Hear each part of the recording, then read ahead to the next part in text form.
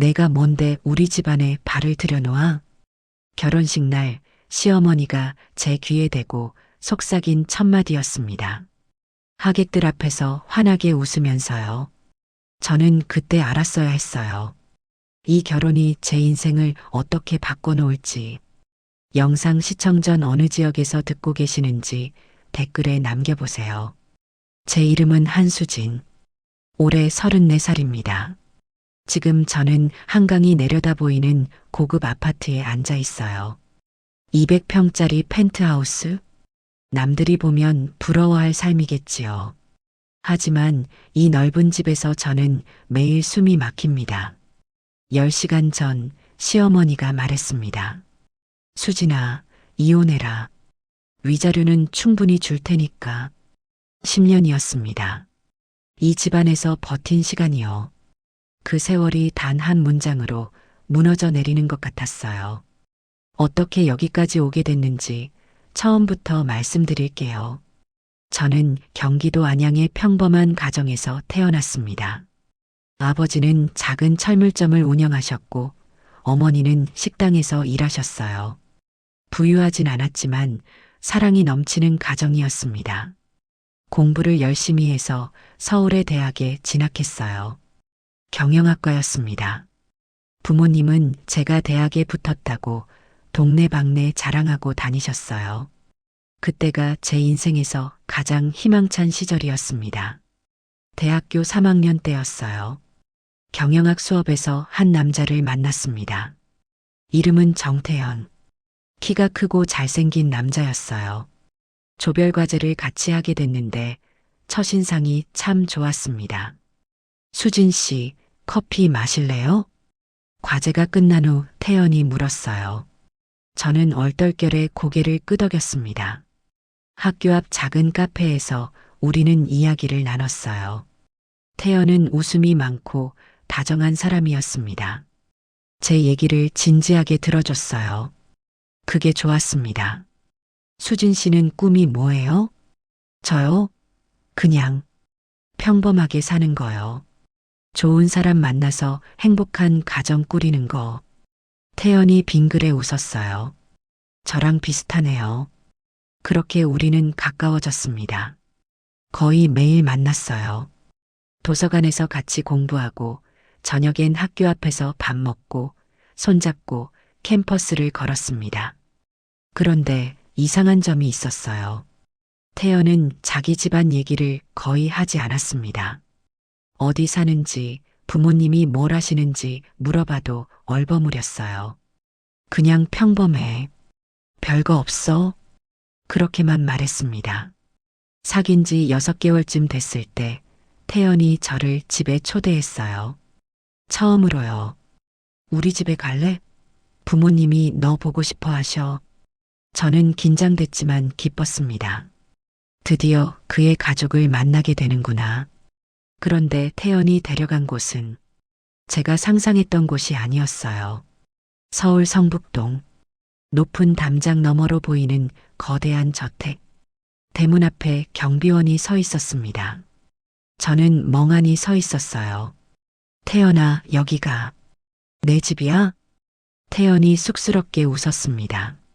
말 안 해서 미안해. 놀랄까봐. 알고 보니 태연은 정우그룹 회장의 외아들이었어요. 정우그룹.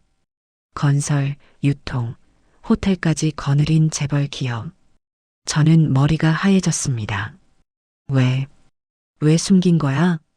수진아, 나 때문에 만나는 사람들은 다 내 배경을 보고 다가왔어. 너는 달랐어. 순수하게 나를 좋아해줬잖아. 그게 좋았어. 태연이 제 손을 잡았어요. 저는 복잡한 마음이었지만 그의 진심은 느껴졌습니다. 대문이 열리고 우리는 안으로 들어갔어요. 정원이 끝없이 펼쳐져 있었습니다. 분수대, 조각상, 그리고 멀리 보이는 3층짜리 본체. 마치 영화 속에 들어온 것 같았어요. 현관에서 한 여자가 기다리고 있었습니다. 60대 정도 되어 보이는 고급스러운 정장을 입은 여자. 태연의 어머니 서미경 여사였어요. 어머니, 인사드려요. 제 여자친구 한수진이에요. 저는 허리를 90도로 숙였습니다. 안녕하세요. 한수진입니다. 미경 여사가 저를 위아래로 훑어봤어요. 그 눈빛이 차가웠습니다. 마치 물건을 평가하는 것 같았어요. 그래. 그게 첫 인사였습니다. 환영한다는 말도 반갑다는 말도 없었어요. 저는 등에서 식은땀이 흘렀습니다. 거실로 안내받았어요. 엄청나게 넓은 공간이었습니다. 샹들리에가 반짝이고 고가의 가구들이 놓여 있었어요. 저는 소파에 앉으면서도 어디에 손을 놔야 할지 몰라 어색했습니다. 그때 계단에서 두 여자가 내려왔어요. 태연의 누나들이었습니다. 첫째 정서연, 35살. 날카로운 인상에 명품으로 무장한 여자였어요. 미국 명문대 MBA 출신이라고 했습니다. 오빠 여자친구? 어디서 굴러온 거야? 서연이 저를 보며 비웃듯 말했어요. 태연이 인상을 찌푸렸습니다. 누나 말 조심해. 둘째 정서현, 33살. 서연보다는 부드러워 보였지만 눈빛은 마찬가지로 경계심이 가득했어요. 안녕하세요. 전 서연이에요. 표면적으로는 친절했지만 어딘가 계산적인 느낌이 들었습니다. 그날 저녁 식사는 최악이었어요. 긴 식탁에 둘러앉았는데 저는 한쪽 끝에 혼자 앉았습니다. 시어머니와 시누이들은 제가 알아듣지 못하는 얘기를 했어요. 골프장 이야기, 해외 부동산 이야기, 이번 시즌 파리 컬렉션 이야기. 저는 조용히 밥만 먹었습니다. 아무 말도 할 수 없었어요. 수진 씨는 부모님이 뭐 하세요? 미경 여사가 갑자기 물었습니다. 식탁이 조용해졌어요. 아버지는 철물점을 하시고요. 어머니는 식당에서 일하세요. 솔직하게 대답했습니다. 숨길 것도 없었으니까요.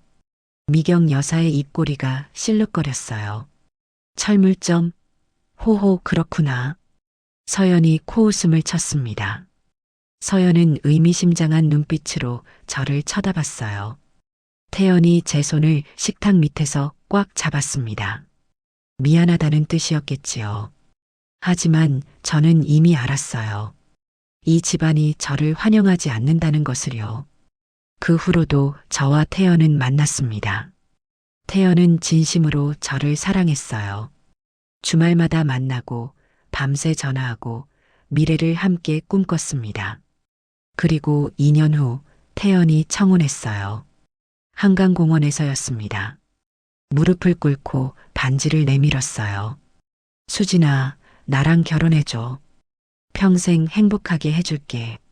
저는 울면서 고개를 끄덕였습니다. 사랑했으니까요. 그 사람을 진심으로요. 하지만 문제는 그때부터 시작됐어요. 청혼 소식을 들은 미경 여사가 격노했습니다. 뭐? 그 철물점 딸이랑 결혼해? 태연이 저한테 전화로 말했어요. 목소리가 지쳐 있었습니다. 수진아, 걱정 마. 내가 어머니 설득할게. 설득은 한 달이 걸렸습니다. 태연이 거의 매일 싸웠어요. 회사도 안 나가겠다고, 모든 걸 포기하겠다고 버텼습니다. 결국 미경 여사가 한 발 물러섰어요. 단 조건이 있었습니다. 혼수는 알아서 해라. 우리 집에서는 한 푼도 안 나간다. 신혼여행 비용만 태연이 쓰는 걸로 해라. 내 부모는 절대 우리 집안 일에 개입하지 않는다. 굴욕적인 조건들이었지만 저는 받아들였습니다. 태연과 함께라면 견딜 수 있다고 생각했어요. 결혼식 날이 밝았습니다. 성북동 저택에서 성대하게 치러졌어요. 하객이 500명이 넘었습니다. 정치인, 기업인, 연예인까지. 저는 어지러웠어요. 식이 시작되기 전 미경 여사가 저를 불렀습니다. 신부 대기실에서요. 수진아. 처음으로 이름을 부르더군요. 반가웠어요. 하지만 그 다음 말이 내가 뭔데 우리 집안에 발을 들여놓아? 오늘부터 넌 철저히 의리야. 알아들었어? 저는 아무 말도 못했습니다. 웨딩드레스를 입고 서 있는데 눈물이 날 것 같았어요. 웃어. 하객들 앞에서 울면 내 부모 망신이야. 미경 여사가 싸늘하게 말하고 나갔습니다. 저는 거울을 보며 억지로 미소를 지었어요.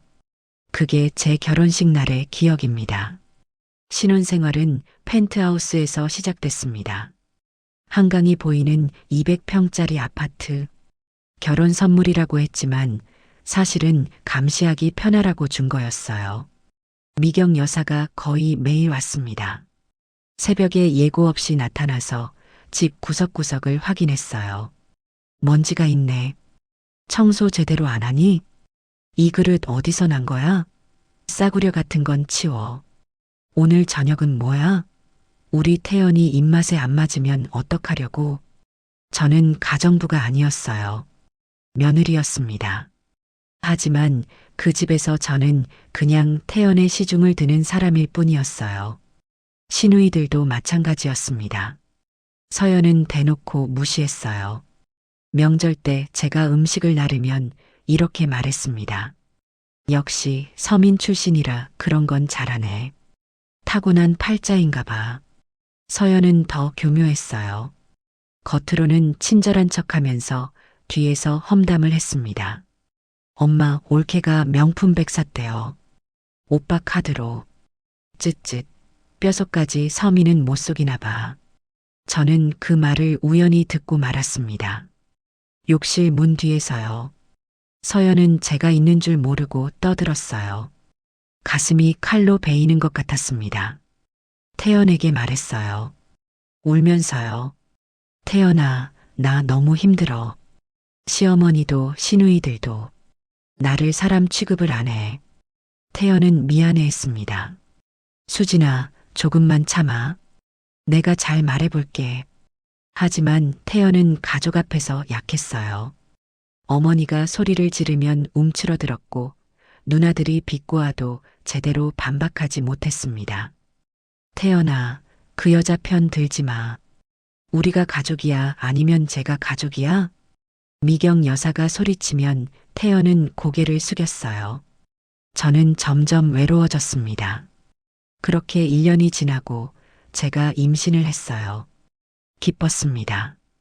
드디어 내 편이 생기는 거라고 생각했어요. 아이가 태어나면 시어머니도 마음이 바뀔 거라고 기대했습니다. 미경 여사에게 임신 소식을 전했을 때 그녀의 첫마디가 뭐였는지 아세요? 아들이어야 해. 딸이면 의미 없어. 저는 할 말을 잃었습니다. 아이의 건강을 걱정해 주는 게 아니라 성별을 따지다니. 임신 기간 내내 미경 여사는 저를 감시했어요. 뭘 먹는지, 어디 가는지, 누굴 만나는지. 마치 아이를 낳는 기계처럼 취급했습니다. 좋은 음식 먹어야 해.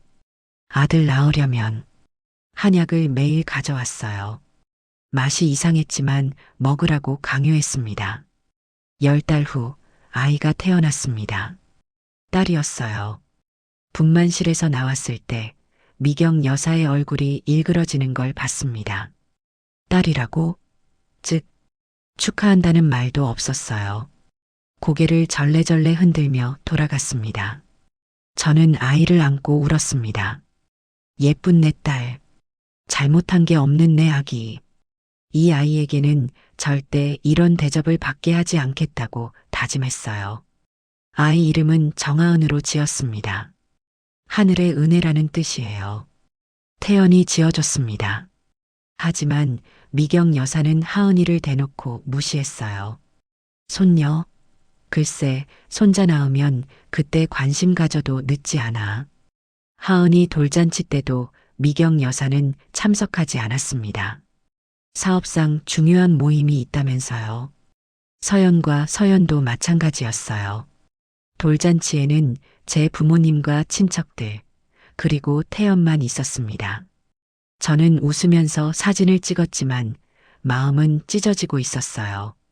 그렇게 세월이 흘렀습니다. 하은이가 3살이 되던 해 저는 다시 임신했어요. 이번에는 아들이었습니다. 미경 여사의 태도가 180도 바뀌었어요. 수진아, 고생했다. 이제 우리 집안대를 이을 아이가 생겼구나. 갑자기 친절해졌습니다. 좋은 음식도 보내주고 비싼 산후조리원도 예약해줬어요. 저는 기분이 복잡했습니다. 아들 이름은 정현우. 건강한 아이였어요. 현우가 태어나자 미경 여사는 우리 집에 더 자주 왔습니다. 하지만 현우만 예뻐했어요. 하은이는 여전히 무시했습니다. 현우야, 할머니 왔다. 우리 손자. 현우를 안고 뽀뽀하면서 옆에 서 있는 하은이는 쳐다보지도 않았어요. 엄마, 할머니 나도 안아줘? 하은이가 눈을 반짝이며 다가갔습니다. 미경 여사가 살짝 피하더니 말했어요. 하은아, 넌 엄마한테 가 있어. 할머니 지금 바빠. 하은이의 얼굴에 그늘이 졌어요. 저는 가슴이 무너지는 것 같았습니다. 하지만 아무 말도 못했어요. 말하면 더 큰일이 날 테니까요. 그날 밤 하은이가 물었습니다. 엄마, 할머니는 왜 나만 싫어해?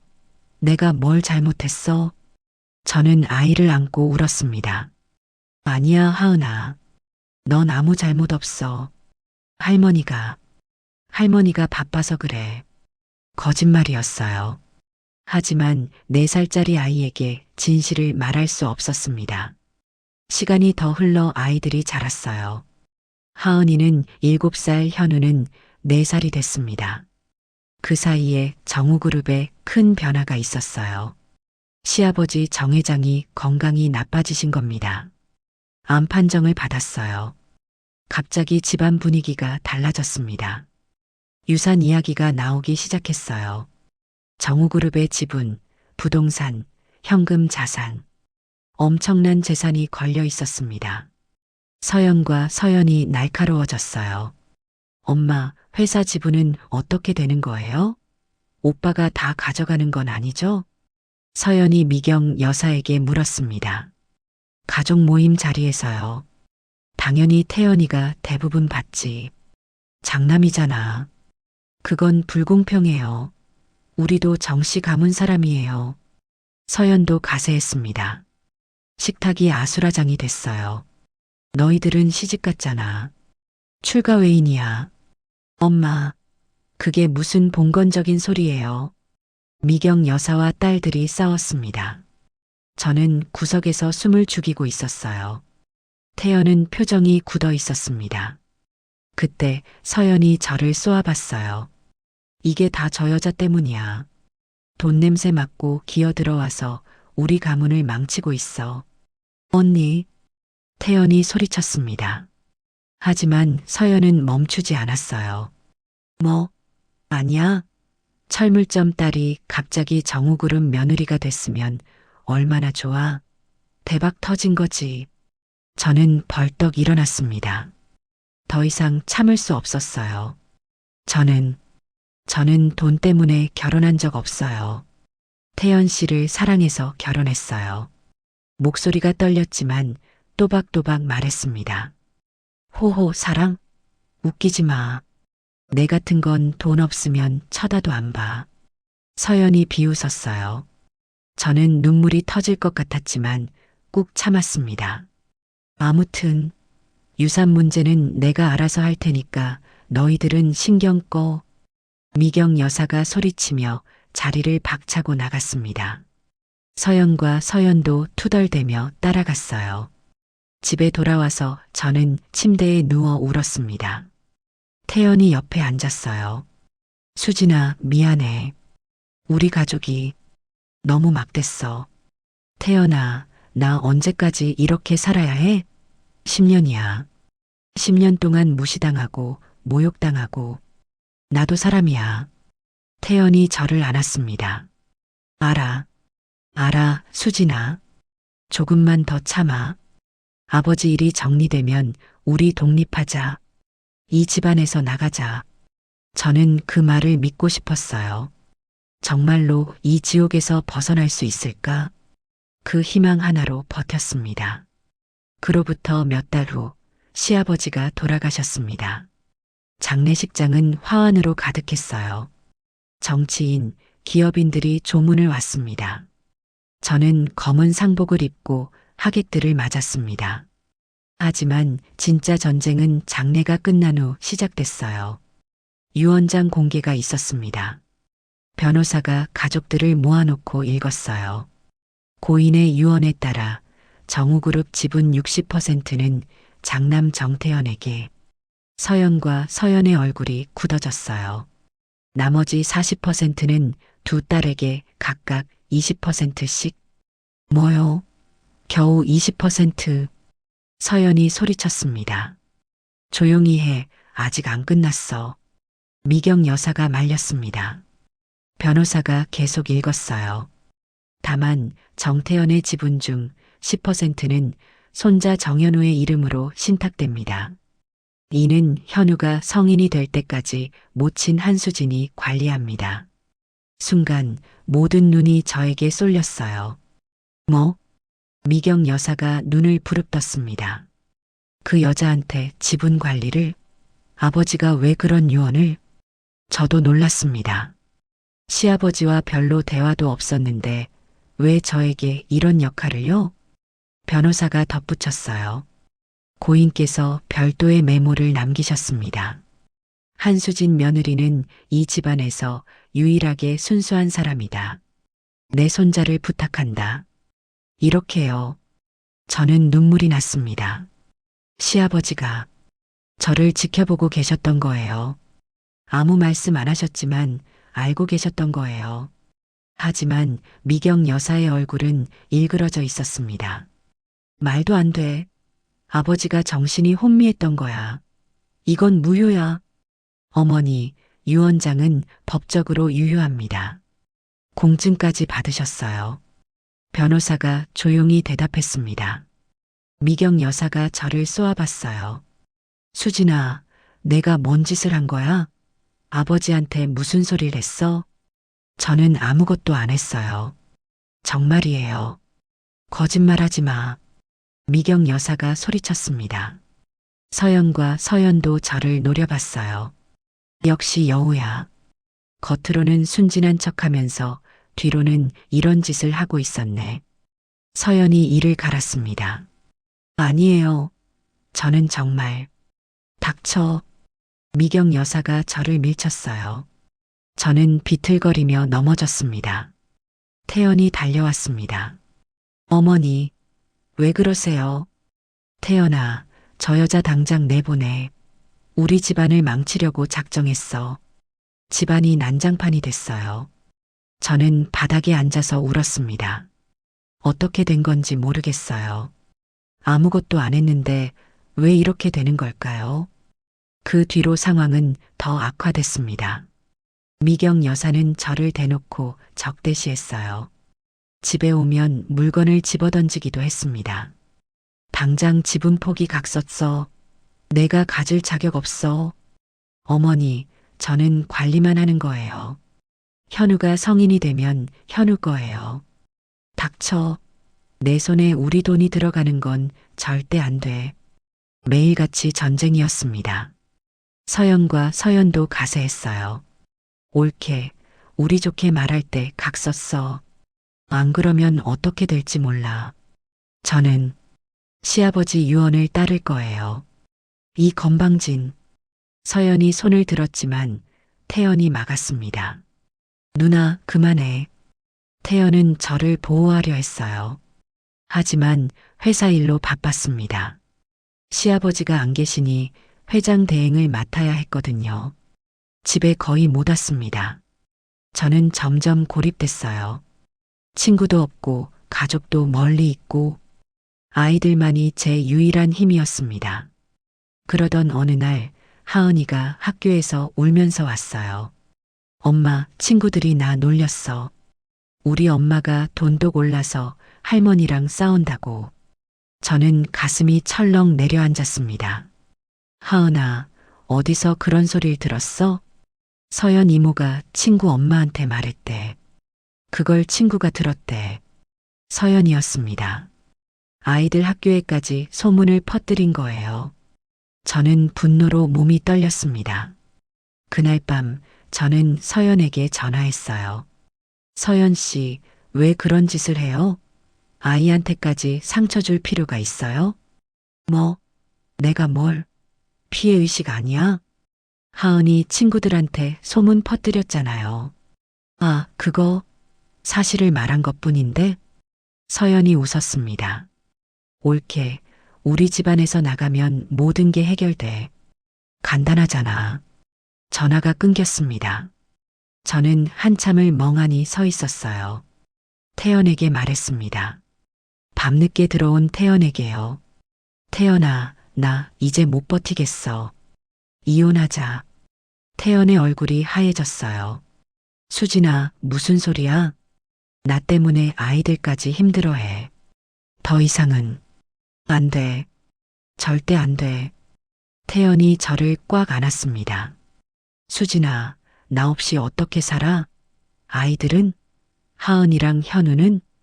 그러니까 더 힘든 거야. 저는 울었습니다. 태연도 울었어요. 그날 밤 우리는 새벽까지 얘기했습니다. 태연이 말했어요. 수진아, 조금만 더 기다려. 회사 일 정리되면 분가하자. 이 집안에서 벗어나자. 그때까지만 참아줘. 저는 고개를 끄덕였습니다. 그 말을 믿기로 했어요.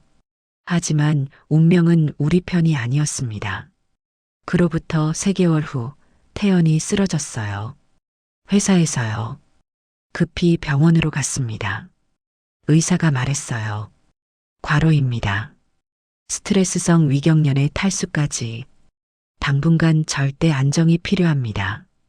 태연이 입원했습니다. 2주 동안요. 그 사이에 미경 여사가 움직였어요. 회사 이사회를 소집해서 태연의 회장 대행직을 중단시켰습니다. 태연이가 건강이 안 좋으니 당분간 내가 회사를 맡겠다. 미경 여사가 회장 대행이 된 거예요. 병원에서 이 소식을 들은 태연이 벌떡 일어나려 했습니다. 내가 가야 해. 어머니 혼자 두면 안 돼. 태연 씨, 아직 안 돼요. 몸이 안 좋아서. 수진아, 넌 몰라. 어머니가 회사를 잡으면 무슨 일이 벌어질지 몰라. 태연은 의사의 만류를 뿌리치고 퇴원했습니다. 그리고 회사로 갔어요. 하지만 늦었습니다. 미경 여사는 이미 이사회를 장악했어요. 서연과 서연이 이사로 들어가 있었습니다. 태연의 편은 아무도 없었어요. 어머니, 이게 뭐 하는 짓이에요? 태연아, 넌 쉬어. 건강이 먼저야. 거짓말. 어머니가 회사를 빼앗으려는 거잖아요. 빼앗긴 뭘 빼앗아? 원래 내 것을 찾는 거지. 미경 여사가 웃었습니다. 그 웃음이 섬뜩했어요. 태연은 집에 돌아와서 무너졌습니다. 수진아, 어떻게?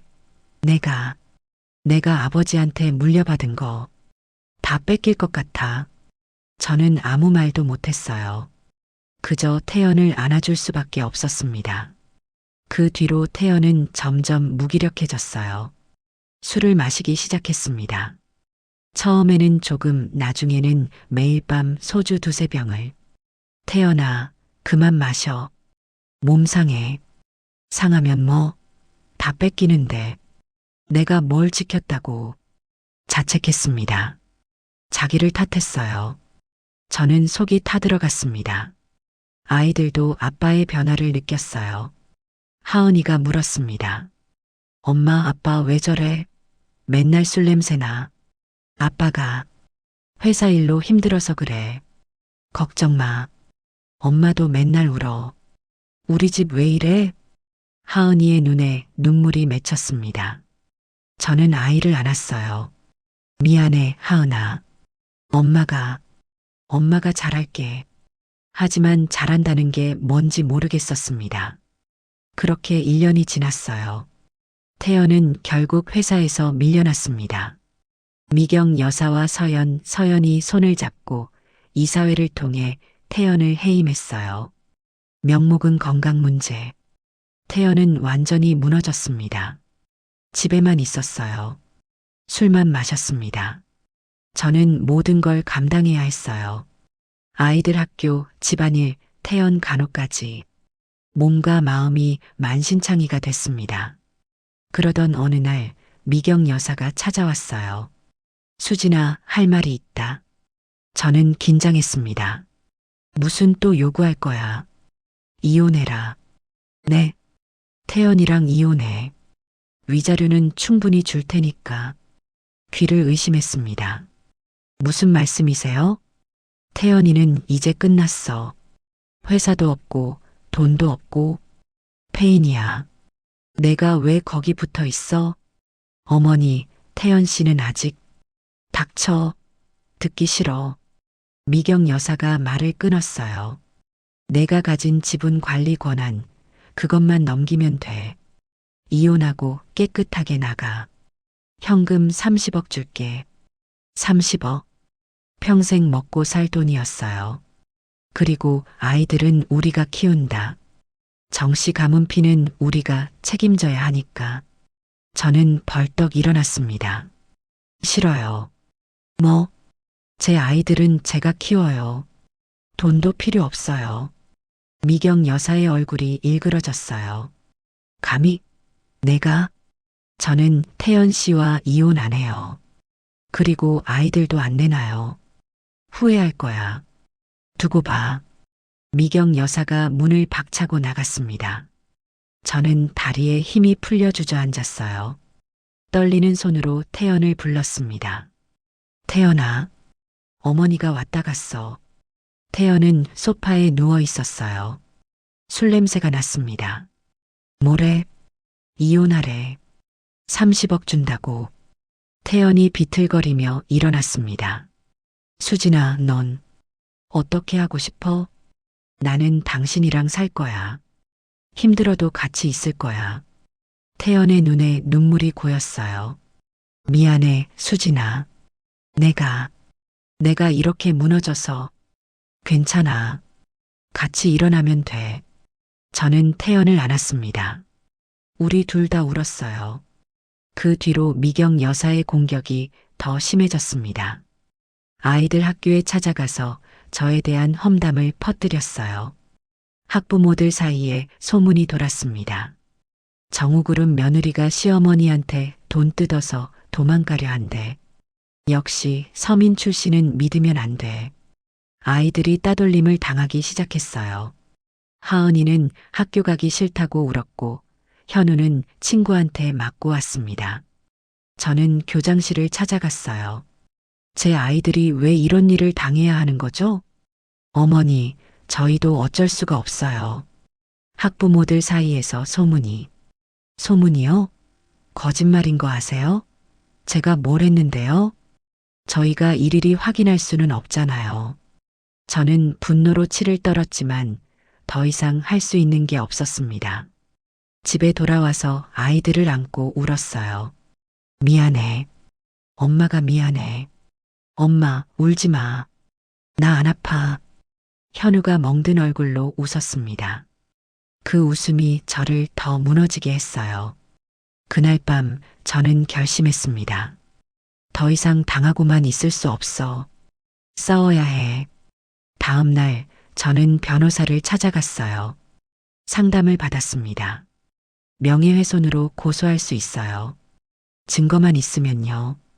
증거 어떻게 모으죠? 녹음, 문자, 증인 다 모아오세요. 저는 준비하기 시작했습니다. 미경 여사와 대화할 때마다 녹음했어요. 서연과 서연의 문자도 다 저장했습니다. 3개월 동안 증거를 모았어요. 그리고 드디어 고소장을 냈습니다. 정우그룹 회장 부인, 며느리에게 고소당해. 뉴스에 떴어요. 미경 여사는 난리가 났습니다. 이 미친년이 진짜. 저에게 전화가 왔어요. 수진아, 당장 고소 취하해. 우리 집안 망신시킬 셈이야? 어머니, 저는 더 이상 참지 않을 거예요. 법대로 하겠습니다. 전화를 끊었어요. 손이 떨렸지만 마음은 단단했습니다. 재판이 시작됐습니다. 미경 여사는 변호사를 10명이나 고용했어요. 저는 국선 변호사 1명뿐이었습니다. 하지만 증거가 확실했어요. 녹음 파일에서 미경 여사가 저를 욕하고 협박하고 거짓 소문을 퍼뜨리는 내용이 다 나왔습니다. 1년간의 재판 끝에 저는 승소했습니다. 법원은 미경 여사에게 손해배상 5억 원과 공개 사과를 명령했어요. 원고 한수진에 대한 피고의 명예훼손 행위는 명백합니다. 판결문을 들으면서 저는 눈물이 났어요. 드디어 이겼구나. 재판이 끝난 후 모든 게 바뀌었습니다. 미경 여사는 회장직에서 물러났어요. 이사회가 스캔들을 감당 못하고 경영진을 교체한 거예요. 태연이 다시 회사로 돌아갔습니다. 이번에는 제대로 된 회장으로요. 수진아, 다 너 덕분이야. 내가 아니었으면. 아니야. 우리 같이 버텨서 여기까지 온 거야. 태연이 저를 안았습니다. 서연과 서연은 조용해졌어요. 저에게 공개적으로 사과까지 했습니다. 옳게, 그동안 미안했어요. 진심은 아니었겠지만 상관없었어요. 더 이상 저를 무시할 수 없게 됐으니까요. 아이들도 평화를 되찾았습니다. 하은이는 새 학교에서 친구를 사귀었고 현우는 밝은 아이로 돌아왔어요. 엄마, 이제 우리 집 안 싸워? 응, 현우야. 이제 안 싸워. 좋다. 현우가 환하게 웃었습니다. 그 웃음을 보며 저도 웃었어요. 정말 오랜만에요. 미경 여사는 요양원으로 들어갔습니다. 스트레스로 건강이 많이 나빠졌거든요. 가끔 면회를 가요. 미워했지만 그래도 태연의 어머니니까요. 처음에는 저를 보면 고개를 돌렸어요. 말도 안 했습니다. 그러다 어느 날 미경 여사가 먼저 말했어요. 수진아, 내 어머니, 내가 너한테 못되게 굴었지? 저는 대답하지 않았습니다. 미안하다. 진심으로. 미경 여사의 눈에 눈물이 맺혔어요. 처음 보는 모습이었습니다. 저도 울었어요. 저도 어머니 많이 원망했어요. 하지만 이제 그만할게요. 고맙다. 그리고 하은이 현우 잘 키워줘. 우리 손주들. 내 어머니. 그날 저는 미경 여사의 손을 잡았습니다. 차갑고 주름진 손. 그 손이 떨리고 있었어요. 원망했던 사람. 미워했던 사람. 하지만 결국 같은 아픔을 가진 사람이었어요. 지금은 2025년입니다. 저는 44살이 됐어요. 하은이는 17, 현우는 14살. 훌쩍 커버렸습니다. 태연은 회사를 잘 이끌고 있어요. 더 이상 술을 마시지 않습니다.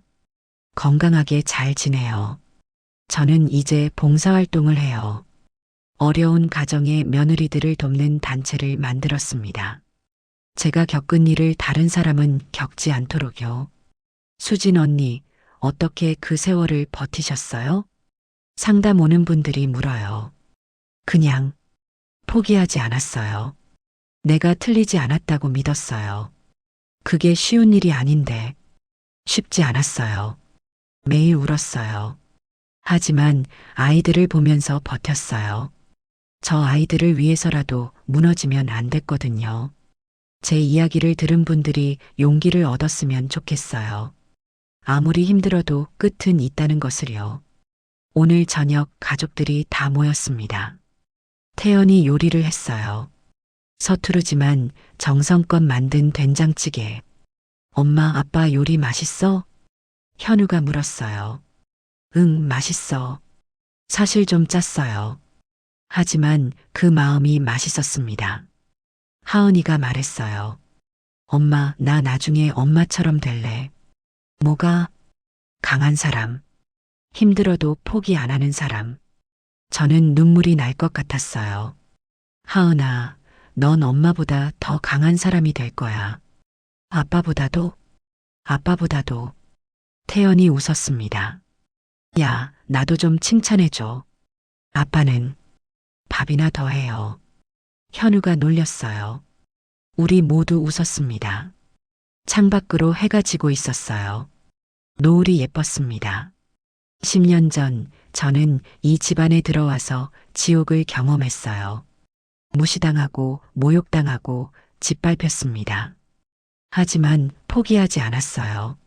싸웠고 버텼고 이겨냈습니다. 그리고 지금 저는 행복합니다. 완벽하진 않아요. 여전히 힘든 날도 있어요. 하지만 곁에 가족이 있고 사랑하는 사람들이 있습니다. 그것만으로 충분해요. 문득 휴대폰이 울렸습니다. 요양원에서 온 전화였어요. 한수진님, 시어머니께서 오늘 좀 컨디션이 안 좋으셔서요. 가볼게요. 저는 일어났습니다. 엄마 어디가? 할머니 보러. 같이 갈래? 하은이와 현우가 고개를 끄덕였어요. 우리도 갈게. 태연도 일어났습니다. 가족 모두가 함께 현관을 나섰어요. 저녁 하늘이 붉게 물들어 있었습니다. 미경 여사는 이제 많이 약해지셨어요. 하지만 손주들을 보면 웃으십니다. 그 웃음이 예전과는 달라요. 진심이 담겨 있어요. 차에 오르면서 저는 생각했습니다. 용서가 뭘까요? 있는 걸까요? 아니면 받아들이는 걸까요? 잘 모르겠어요. 하지만 이제는 괜찮아요. 아프지 않거든요. 미경 여사가 제 귀에 속삭였던 그 첫마디가 문득 떠올랐어요. 내가 뭔데 우리 집안에 발을 들여놓아? 지금이라면 대답할 수 있어요. 저는 한수진이에요. 이 가족의 일원이고요. 누구도 저를 무너뜨릴 수 없어요. 차가 출발했습니다. 창밖으로 노을이 점점 어두워지고 있었어요. 하지만 제 마음은 밝았습니다. 내일도 모레도 저는 이 가족과 함께 걸어갈 거예요. 힘들었던 그 모든 시간이 결국 저를 여기까지 데려왔으니까요. 요양원에 도착하면 미경 여사 손을 잡아줘야겠어요. 그리고 말해줄 거예요. 어머니, 저 왔어요. 그때 현우가 물었어요. 엄마, 할머니 좋아져? 그럼 할머니 강하신 분이야. 우리 현우처럼. 현우가 방긋 웃었습니다. 차창 밖으로 가로등이 하나둘 켜지기 시작했어요. 그리고 제 핸드폰이 다시 울렸습니다. 요양원에서 온 문자였어요. 시어머니께서 깨어나셔서 수진 씨 찾으십니다. 저는 문자를 보며 미소 지었어요. 태연아, 빨리 가자. 알았어. 차가 속도를 높였습니다. 가족이라는 건 어쩌면 이런 거겠지요. 미워하다가도 달려가고 상처받으면서도 손 내밀고 완벽하지 않지만 그래서 더 소중한 것. 제가 이 집안에 들어온 지 15년. 지옥 같던 시간도 눈물도 상처도 이제는 추억이 됐어요. 그리고 오늘 저는 또 달려가고 있습니다. 시어머니에게로, 가족에게로. 저의 이야기는 아직 끝나지 않았어요. 아니, 어쩌면 이제야 진짜 시작인지도 모르겠습니다. 요양원 건물이 보였어요. 주차장에 차를 세우고 문을 열었습니다. 하은이와 현우가 먼저 뛰어갔어요. 할머니, 저는 천천히 걸으며 하늘을 올려다봤습니다. 별이 하나둘 떠오르고 있었어요. 미경 여사의 병실 앞에 섰을 때 심장이 뛰었습니다. 문을 열었어요. 미경 여사가 침대에서 고개를 돌렸습니다. 창백한 얼굴에 미소가 번졌어요. 수진아, 왔구나. 네, 어머니. 왔어요. 미경 여사가 손을 내밀었습니다. 가늘고 떨리는 손. 저는 그 손을 잡았어요. 따뜻했습니다. 어머니, 제가 왔어요. 하은이랑 현우도요. 그래. 보고 싶었어? 미경 여사의 눈에서 눈물이 흘렀어요. 저도 울었습니다. 하은이와 현우가 다가와 할머니를 안았어요. 태연이 제 옆에 서서 저를 꼭 안아줬습니다. 창밖으로 달이 떠오르고 있었어요. 병실 안에는 가족들의 온기가 가득했습니다. 그리고 저는 깨달았어요. 이게 바로 제가 원했던 거라고. 돈도 명예도 권력도 아니었어요. 그냥 이렇게 가족이 함께 따뜻하게 그게 전부였어요. 미경 여사가 속삭였습니다. 수진아, 고마워. 저야말로요, 어머니. 밤이 깊어가고 있었어요. 하지만 우리 가족은 서로의 곁에 있었습니다. 그것만으로도 충분히, 아니, 그 이상으로 행복했습니다. 미경 여사의 손이 제 손을 꽉 쥐었습니다. 놀라울 정도로 강한 힘이었어요. 눈을 들어보니 그녀의 눈빛이 달랐습니다. 뭔가 급박한, 꼭 전해야 할 말이 있다는 듯한. 수진아, 내가 죽기 전에 꼭 해야 할 말이 있어. 심장이 철렁 내려앉았습니다. 죽기 전에라니요.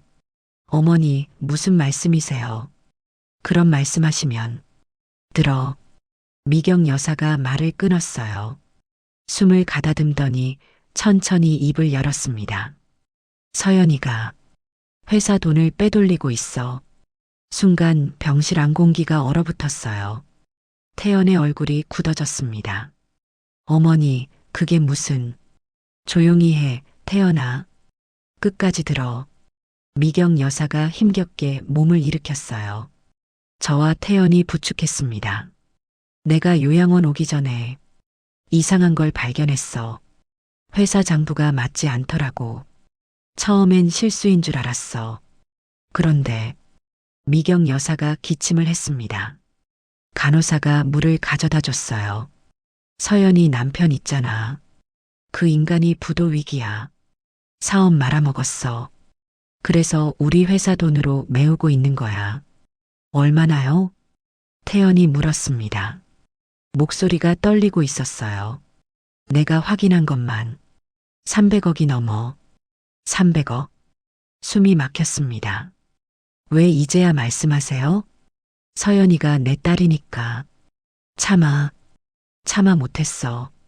미경 여사의 눈에서 눈물이 흘렀어요. 근데 이제 시간이 없잖아. 내가 죽으면 그 애가 회사를 완전히 망칠 거야. 태연아, 내가 막아야 해. 태연은 한참 동안 아무 말도 못했습니다. 충격을 받은 게 분명했어요. 어머니, 증거가 있어요? 제가 물었습니다. 미경 여사가 고개를 끄덕였어요. 내 방 금고에 서류가 있어. 비밀번호는. 미경 여사가 태연의 귀에 대고 뭔가를 속삭였습니다. 아무한테도 말하지 마. 서연이가 알면 증거를 없앨 거야. 그때 병실 문이 열렸어요. 서연이었습니다. 어머, 다들 여기 있었네? 서연이 환하게 웃으며 들어왔어요. 손에는 과일 바구니가 들려 있었습니다. 하지만 그 웃음이 예전과 달라 보였어요. 어딘가 불안해 보였습니다. 엄마, 컨디션 어때요? 걱정돼서 왔어요. 서연이 침대 옆으로 다가왔습니다. 미경 여사가 표정을 바꿨어요. 아무 일 없다는 듯이. 왔니, 서연아? 오빠도 왔네. 옳게도. 서연이 저를 흘깃 쳐다봤어요.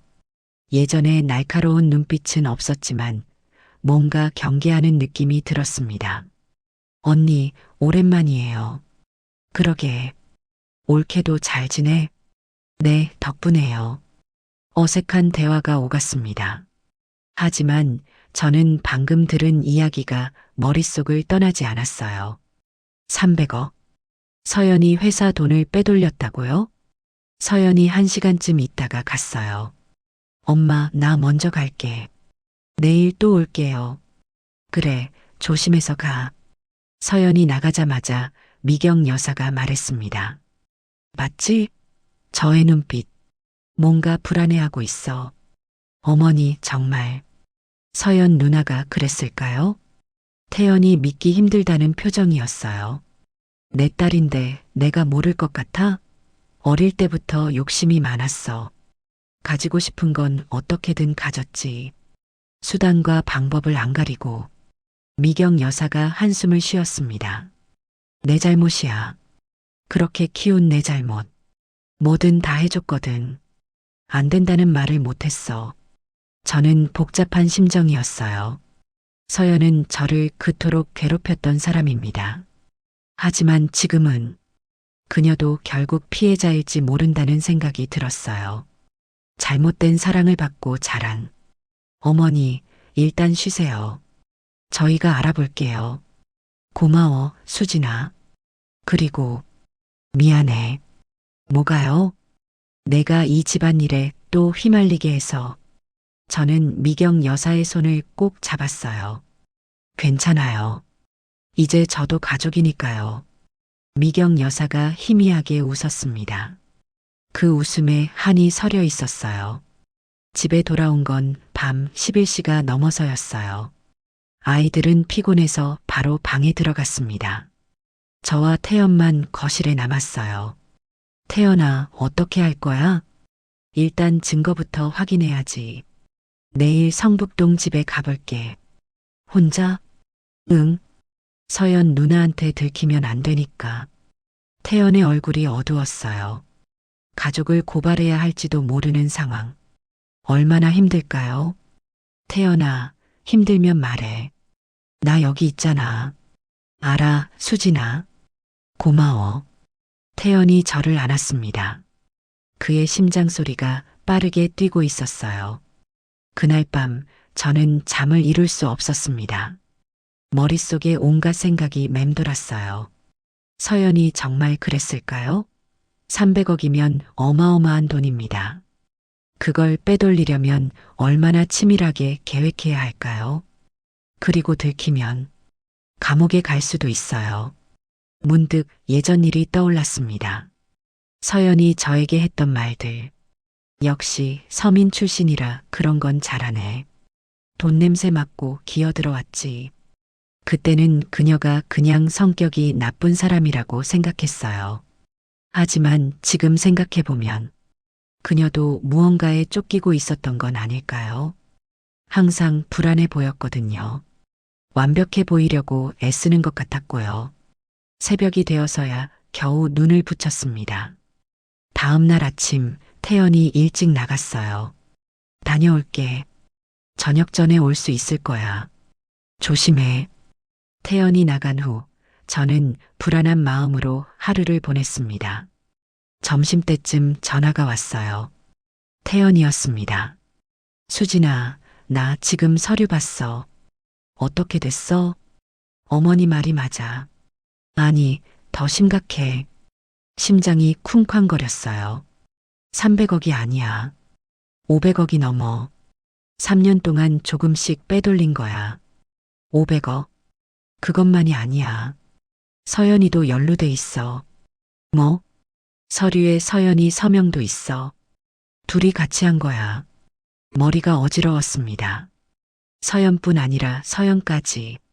자매가 함께 회사 돈을 빼돌렸다고요? 태연아, 그럼 어떡해. 일단 집에 갈게. 거기서 얘기하자. 전화가 끊겼어요. 저는 소파에 주저앉았습니다. 이게 무슨 일이에요? 겨우 평화로워졌다고 생각했는데 또 다른 폭풍이 몰려오고 있었습니다. 태연이 돌아온 건 저녁 무렵이었어요. 서류 뭉치를 들고 왔습니다. 테이블 위에 펼쳐 놓았어요. 이거 봐. 회계장부, 송금 내역, 계약서들. 저는 경영 쪽은 잘 모르지만 숫자가 맞지 않는 건 알 수 있었어요. 여기 이 회사들 봐. 다 유령 회사야. 실체가 없어. 근데 여기로 돈이 계속 나갔어. 누가 만든 거야? 이 회사들? 서연 누나 남편 명의야. 그리고 이건 태연이 다른 서류를 꺼냈어요. 서연이 남편 회사. 여기도 우리 회사에서 부당하게 하청받았어. 시세보다 30% 비싸게. 둘 다 남편들 사업 실패를 우리 회사 돈으로 메꾼 거야? 그런 것 같아. 태연의 얼굴이 창백했습니다. 어떻게 해야 하지, 수진아? 경찰에 신고하면. 누나들이 감옥 가. 그렇다고 그냥 넘어갈 수도 없잖아. 500억이야. 알아. 알아. 근데 태연이 머리를 감싸쥐었어요. 괴로워하고 있었습니다. 저는 태연 옆에 앉았습니다. 태연아, 일단 누나들이랑 얘기해 보는 건 어때? 스스로 자백하게 하는 거야. 그게 나을 수도 있어. 자백? 그 사람들이? 모르잖아. 어쩌면 빠져나오고 싶었는데 못한 걸 수도 있어. 태연이 한숨을 쉬었습니다. 한번 해볼게. 내일 누나들 불러서 얘기할게. 그날 밤 태연은 거의 잠을 못 잤어요. 뒤척이는 소리가 밤새 들렸습니다. 저도 마찬가지였어요. 내일 어떤 일이 벌어질지 두려웠습니다. 다음 날 오후 서연과 서연이 우리 집에 왔습니다. 태연이 급하게 할 얘기가 있다고 불렀거든요. 둘 다 무슨 일인지 모르는 표정이었어요. 오빠 무슨 일이야? 갑자기 부르고 서연이 소파에 앉으며 물었습니다. 서연도 옆에 앉았어요. 저는 부엌에서 차를 준비하고 있었습니다. 하지만 귀는 거실에 가 있었어요. 누나들, 내가 직접적으로 물을게. 태연의 목소리가 단단했습니다. 회사 돈 빼돌린 거 알고 있어. 순간 정적이 흘렀어요. 저는 숨을 죽였습니다. 뭐? 오빠 지금 무슨 소리야? 서연의 목소리가 날카로워졌어요. 시침이 떼지 마, 누나. 나 증거 다 갖고 있어. 유령회사, 부당하청, 다 알아. 누가 그런 말도 안 되는. 어머니야. 서연의 말이 끊겼습니다. 어머니가 다 알고 계셨어. 돌아가시기 전에 나한테 말씀하셨어. 엄마가? 서연의 목소리가 떨렸어요. 500억이 넘어, 누나들. 이거 횡령이야. 배임이야. 감옥 가는 거야. 오빠. 서연이 벌떡 일어났습니다. 지금 우리 협박하는 거야? 협박이 아니야. 기회를 주는 거야. 태연도 일어섰어요. 자수해, 누나. 스스로 자백하고 돈 돌려놔. 그러면 내가 최대한 선처받게 도와줄게. 미쳤어? 자수를? 우리가 왜? 안 그러면 내가 신고해. 서연의 얼굴이 일그러졌습니다. 오빠, 우리 피가 섞인 남매야. 그런데 친누나들을 감옥 보내겠다고? 피가 섞였으니까 이렇게까지 하는 거야. 남이었으면 진작 신고했어. 서연이 이를 갈았어요. 서연은 고개를 숙인 채 아무 말도 못하고 있었습니다. 서연아, 넌 어때? 태연이 서연에게 물었어요. 서연이 고개를 들었습니다. 눈이 젖어 있었어요. 오빠 나 그러고 싶지 않았어. 서연아. 서연이 소리쳤지만 서연은 멈추지 않았습니다. 언니가 시켰어. 서명하라고. 안 하면 가만 안 둔다고. 닥쳐. 지금 뭐 하는 거야? 서연이 서연에게 달려들었어요. 저는 부엌에서 뛰어나왔습니다. 그만해요. 제가 사이에 끼어들었어요. 서연이 저를 밀쳤습니다. 꺼져. 이건 우리 집안 일이야. 저도 이 집안 사람이에요. 저는 물러서지 않았습니다. 서연 씨, 이제 그만해요. 더 이상 도망칠 데 없어요. 서연의 눈이 흔들렸어요. 그녀도 알고 있었겠지요. 끝났다는 걸. 왜 이렇게 됐을까? 서연이 주저앉았습니다. 갑자기 무너지듯이. 남편이 사업 말아먹었을 때 이혼하자고 했어. 그랬더니 그 인간이 협박했어. 돈 안 주면 다 폭로한다고. 내가 바람 피운 거 뭐. 언니. 서연이 언니 옆에 앉았어요. 처음엔 조금만 빌리자고 했어. 갚을 수 있을 줄 알았어. 근데 점점 커졌어. 서연이 울기 시작했습니다. 처음 보는 모습이었어요. 그 차갑고 거만하던 사람이 어린아이처럼 울고 있었습니다. 나도 무서웠어. 매일 밤 악몽 꿨어. 들킬까봐. 감옥 갈까봐. 태연이 한숨을 쉬며 누나 앞에 앉았어요. 누나, 왜 나한테 말 안 했어? 도와줬을 텐데. 오빠한테? 오빠는 맨날 바쁘잖아.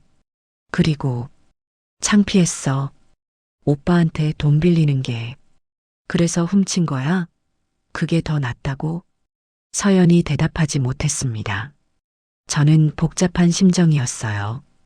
이 사람이 저를 그토록 괴롭혔습니다. 무시하고 모욕하고 소문 퍼뜨리고.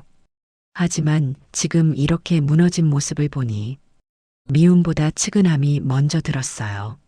서연 씨, 제가 입을 열었습니다. 서연이 고개를 들었어요. 두려움 가득한 눈으로. 자수하세요. 스스로 한 일에 책임지세요. 그게 다시 시작하는 길이에요. 넌 왜 이래? 내가 너한테 얼마나 못되게 굴었는데. 왜 이렇게 친절해? 친절한 게 아니에요. 그냥 이제 그만하고 싶어요. 미워하는 것도 원망하는 것도 지쳤어요. 서연이 저를 한참 바라봤습니다. 그리고 다시 울음을 터뜨렸어요. 미안해. 정말 미안해, 수진 씨. 처음 듣는 사과였습니다. 15년 만에. 저도 눈물이 났어요. 그 뒤로 일주일 동안 많은 일이 있었습니다. 서연과 서연은 자수했어요. 검찰에 출석해서 모든 걸 털어놓았습니다. 뉴스에 대서특필됐어요. 정우그룹 창업주 딸들 500억 횡령 자수. 회사 주가가 폭락했습니다. 태연은 수습하느라 정신이 없었어요. 하지만 자수했기 때문에 선처의 여지가 생겼습니다. 변호사가 말했어요. 횡령액 전액 변제하고 반성태도 좋으면 집행유예 가능합니다. 서연과 서연은 자기 재산을 다 처분했어요. 강남 아파트, 명품들, 예금까지. 그래도 500억에는 턱없이 부족했습니다. 태연이 결단을 내렸어요. 내가 나머지 메울게. 오빠, 그건 가족이잖아. 내가 안 도와주면 누가 도와줘. 태연은 자기 지분 일부를 처분해서 200억을 마련했습니다. 나머지는 회사에서 분할 상환하기로 했어요. 재판 결과 서연은 징역 3년에 집행유예 5년, 서연은 징역 2년에 집행유예 4년. 감옥은 면했지만 두 사람의 삶은 완전히 바뀌었습니다. 서연은 이혼했어요. 남편이 구속됐거든요. 협박과 횡령 공모로. 잘 됐어. 그 인간이랑 헤어지고 싶었어. 서연이 덤덤하게 말했습니다. 하지만 눈가에 그늘이 져 있었어요. 서연도 남편과 별거에 들어갔습니다. 아이들을 데리고 작은 아파트로 이사했어요.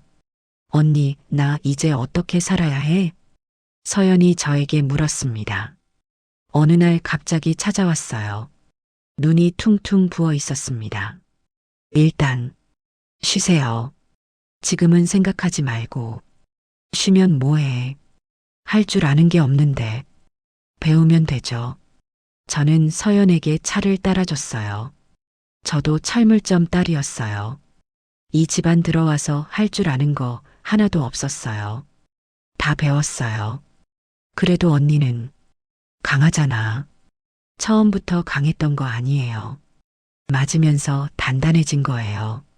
서연이 고개를 숙였습니다. 미안해, 언니. 진짜 미안해.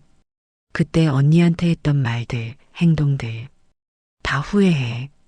됐어요. 이제 저는 서연의 손을 잡았어요. 앞으로 잘하면 돼요. 아이들한테 좋은 엄마 되세요. 그게 속죄하는 거예요. 서연이 울었습니다. 저도 울었어요. 이상했어요. 원수처럼 지내던 사이가 이렇게 될 줄이야.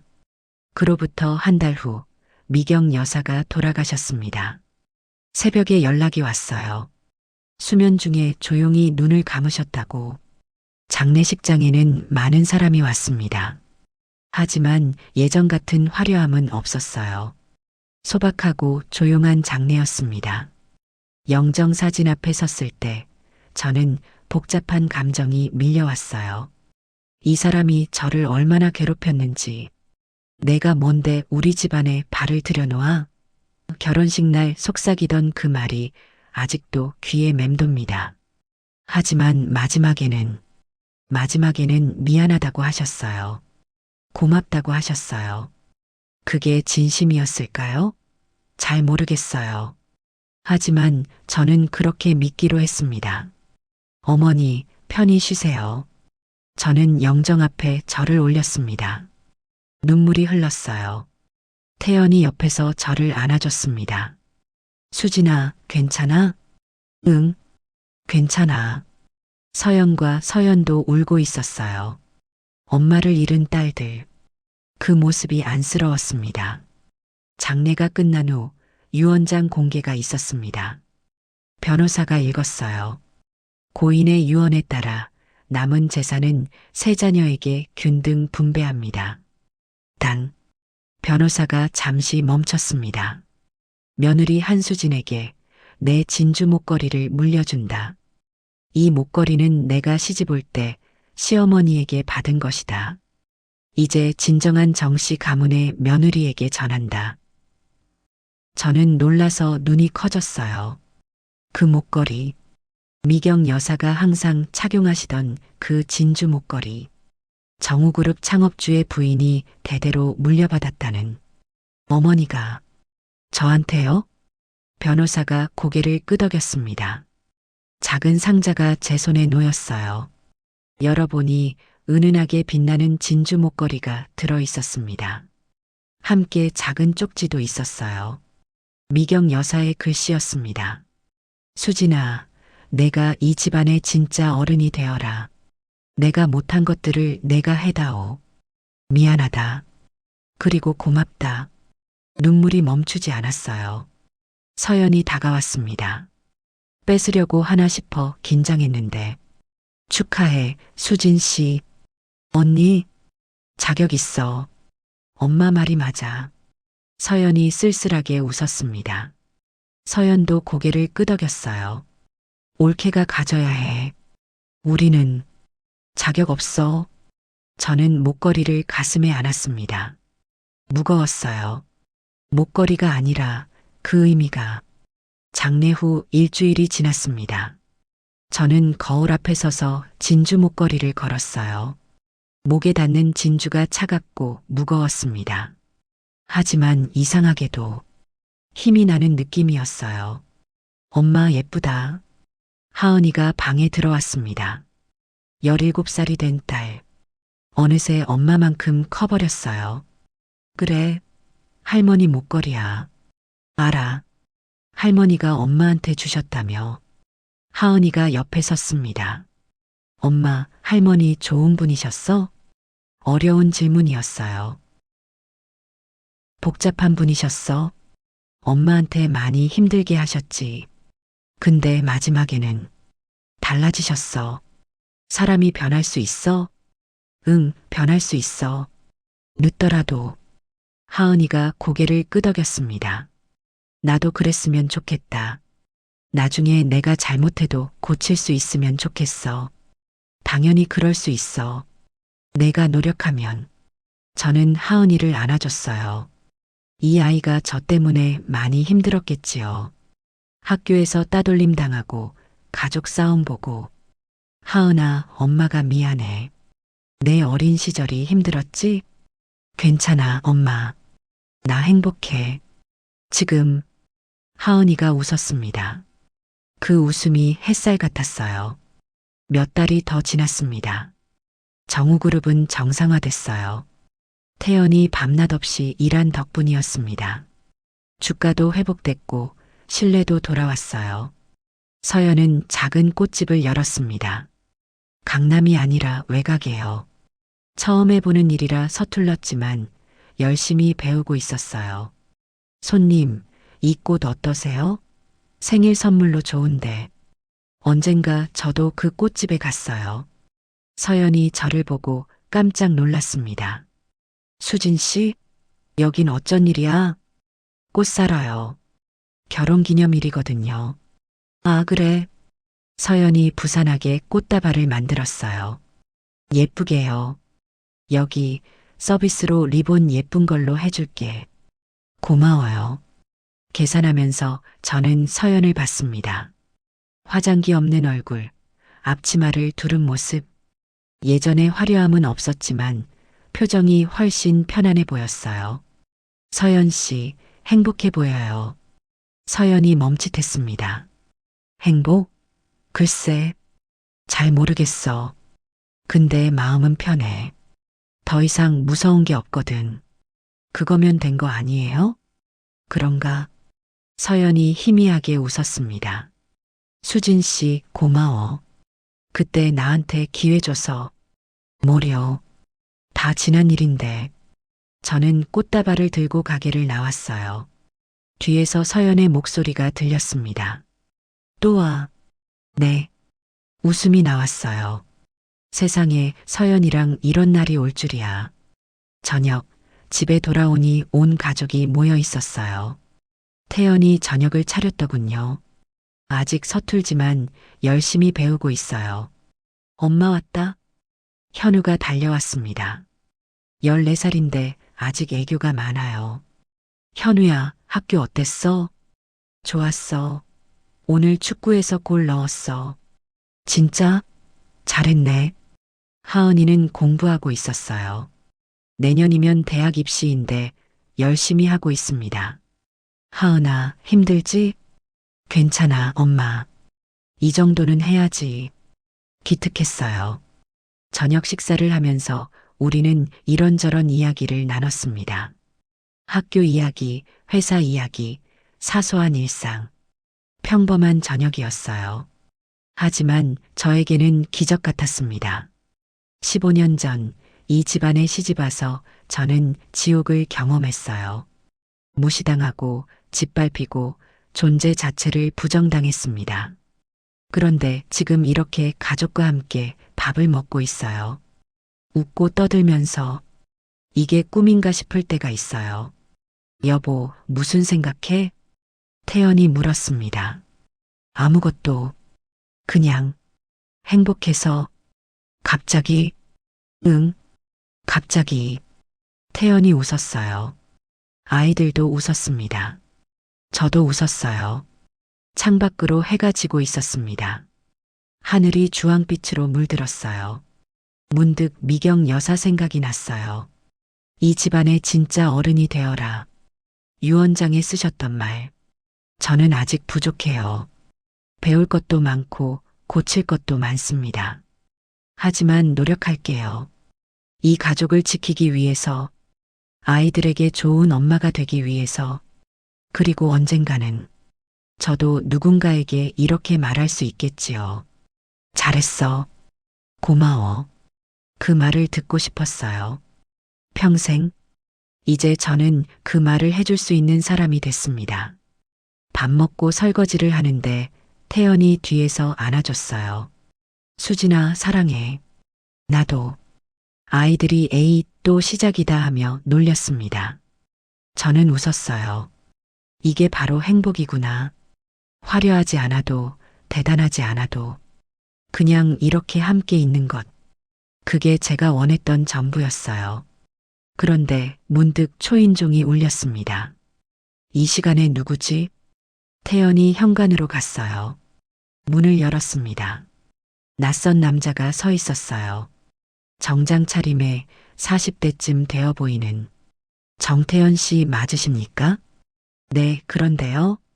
남자가 서류 봉투를 내밀었습니다. 변호사 김진우입니다. 고 정 회장님의 유산과 관련해서 새로운 사실이 발견됐습니다. 유산이요? 그건 다 정리됐는데. 아닙니다. 회장님께서 별도로 보관하신 자산이 있었습니다. 해외에. 태연의 얼굴이 굳어졌어요. 그리고 변호사가 잠시 말을 끊었습니다. 상속인이 한 명 더 있습니다. 상속인이요? 누구요? 변호사가 서류를 꺼냈어요. 정 회장님의 혼외자입니다. 존재가 최근에야 확인됐습니다. 보내자. 그 말에 온 가족이 얼어붙었습니다. 저는 설거지하던 손을 멈췄어요. 15년간의 폭풍이 겨우 지나갔다고 생각했는데 또 다른 폭풍이 몰려오고 있었습니다. 변호사가 말했어요. 그분이 상속권을 주장하고 있습니다. 만나시겠습니까? 태연이 저를 돌아봤어요. 눈빛이 흔들리고 있었습니다. 저는 앞치마를 풀었어요. 그리고 현관으로 걸어갔습니다. 뭐가 오든 이젠 도망치지 않을 거예요. 이 가족을 지키기 위해서 저는 정씨 가문의 며느리니까요. 진짜 어른이 될 시간이었습니다.